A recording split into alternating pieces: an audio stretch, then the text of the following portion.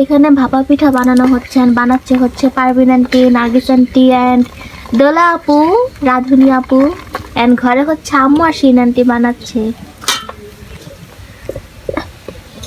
এই পিঠা সিদ্ধ হয়ে গেছে, এখন আমি উঠাবো। এটা আমি সহযোগিতা করছি। ঐতিহ্যবাহী ভাপা পিঠা শীতের জন্য, এটা আমার সহযোগিতা। শীতের জন্য প্রতি শীতেই এই পিঠাটা হাত পুড়ে যায় গরমে। গমে আমি তো সহযোগিতা 1 নম্বর। হ্যাঁ, আমার সাথে সহযোগিতায় আছে নার্গিস, সহযোগিতায় আছে মিসেস নার্গিস। নার্গিস বেগম। এই যে দুধ আরেক ধরনের পিঠা তৈরি হচ্ছে। এটা ওর অন্য পিঠা, দুধ কলাই। হ্যাঁ, দুধ কলাই আর ঘরে বানানো হচ্ছে। একটা পিঠা তৈরি হচ্ছে এবং আরেকটা রেডি করতেছি, সেটা হলো আব্বু দুধ কলাই এখন পিঠা। ভিডিওগুলো দেখবে। দুধ দুধ দুধ ভালো করে নেড়ে চেড়ে রান্না জাল করা হচ্ছে। কিছুতে মিস করো না, তাড়াতাড়ি চলে।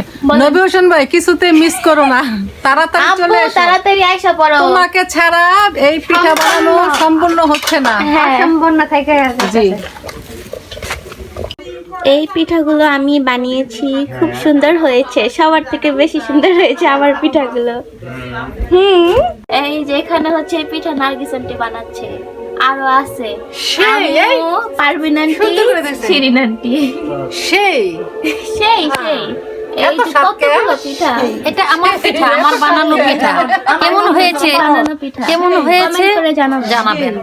অবশ্যই অবশ্যই। আমারটা সবচেয়ে ভালো হয়েছে। সবচেয়ে বেশি আমার গুলো সুন্দর হয়েছে। আমারটা ঠিক করে বলুন তো এই পিঠাটা কেমন হয়েছে? সবচেয়ে আমার পিঠাটা ভালো হয়েছে। তোমার তো কিছুই করে নাই। ফাইন। শিরিন আন্টি এত স্বাদ কে?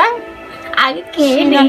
দেখতেও ভালো, খেতেও ভালো। খেতেও মজা। এই যে শিরিন আন্টি এত স্বাদ কে? সেই স্বাদ। আমার